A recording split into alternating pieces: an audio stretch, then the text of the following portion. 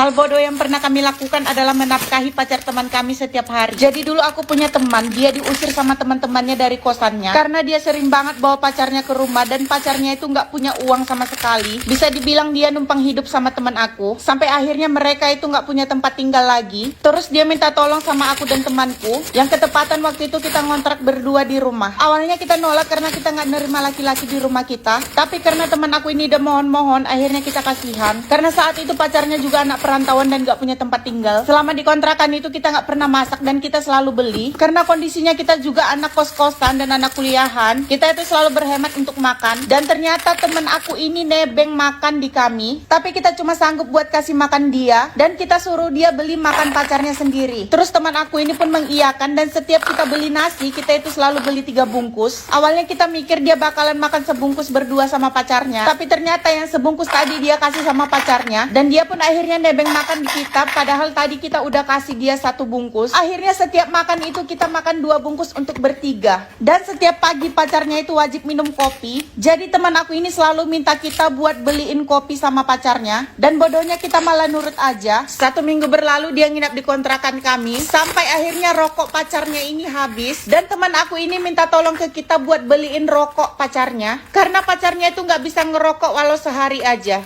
Akhirnya aku dan temanku yang satunya patungan buat beli rokok. Begitu seterusnya sampai rokoknya habis lagi dan kita beli lagi. Sampai suatu waktu kita muak dan kita ngomong ke teman kita ini buat bawa pacarnya pergi karena kita udah nggak sanggup lagi buat nafkahin pacarnya. Kita juga nggak sanggup lagi setiap makan 2 bungkus untuk bertiga. Tapi dia tetap memohon dan menangis ke kita supaya nggak diusir. Sampai suatu waktu kita pergi kuliah. Pas pulang kuliah kita terkejut karena TV di kontrakan kita udah hilang. Tapi temanku dan pacarnya bilang kalau TV-nya hilang saat mereka lagi keluar rumah. Dan semenjak hilangnya TV itu, pacarnya langsung beli rokok yang banyak banget. Kita pun udah mulai curiga dan kita ngomong lagi ke teman kita buat suruh pacarnya pergi. Tapi dia meminta tolong lagi ke kita untuk menunggu sampai pacarnya punya uang untuk beli tiket.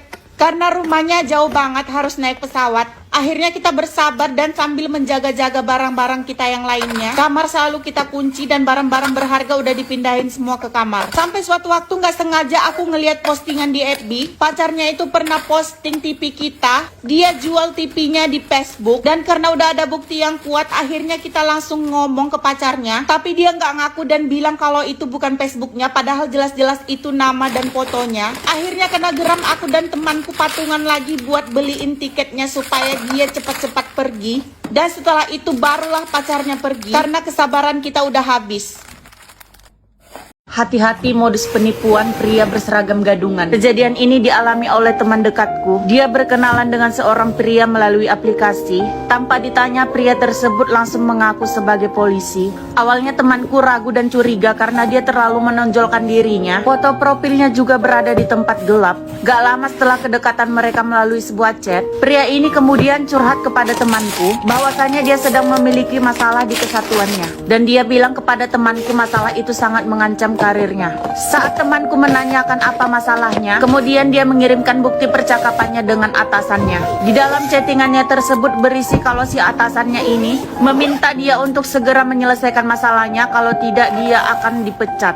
Lalu kemudian dia bilang kepada temanku ini seandainya ada orang yang bisa membantu menyelamatkan karirnya, maka dia akan menjadikan wanita itu sebagai istrinya. Kemudian temanku bertanya emangnya apa yang bisa dilakukan untuk membantu dia. Kemudian si pria ini mengatakan kalau ATM gajinya selama ini ditahan sehingga dia tidak punya uang. Lalu dia bilang sebelumnya dia telah membuat kasus atau masalah yang mengharuskan dia harus membayar denda kepada atasannya. Nilainya 30 juta, kalau tidak dibayarkan maka karirnya akan terancam. Mendengar hal itu, aku langsung mengatakan kepada temanku bahwa itu adalah modus penipuan, apalagi mereka belum pernah bertemu. Tapi saat itu temanku masih ragu dan rada-rada percaya sama dia. Aku pun menyuruh temanku ini untuk langsung memvideo call orangnya. Dia kemudian mematikan teleponnya. Karena merasa temanku ini udah mulai nggak percaya sama dia, dia langsung mengirimkan kartu anggota palsunya. Nama di kartu itu sesuai dengan nama palsunya. Dia pun semakin menghasut temanku dengan iming-iming akan segera menikahi temanku. Kemudian kartu ATM-nya akan kembali kalau dia sudah membayar dendanya dan akan segera mengganti uangnya. Aku udah bersusah payah ngasih tahu temanku, tapi dia tetap ngotot karena pengen banget jadi istri polisi. Lalu aku meminta temanku untuk video call sama orangnya sekali lagi karena aku yakin itu penipuan. Instagram. Setiap kali di video call dia selalu ada alasan. Lalu kami pun pura-pura bilang kami akan segera transfer uangnya kalau dia mau video call. Dan saat dia video call, kelihatan jelas banget kalau yang ditampilin di layar itu adalah dari layar HP juga. Memakai seragam polisi yang merupakan diambil dari video orang. Dan anehnya jaringannya selalu dihidup matikan, sehingga gambarnya terlihat macet-macet dan gak jelas. Yang di video call pun tidak bisa diajak bicara karena itu hanya layar HP. Mulutnya gak bisa gerak sama sekali. Setelah itu aku mencari tahu di sosmed dan benar aja dia pakai foto orang.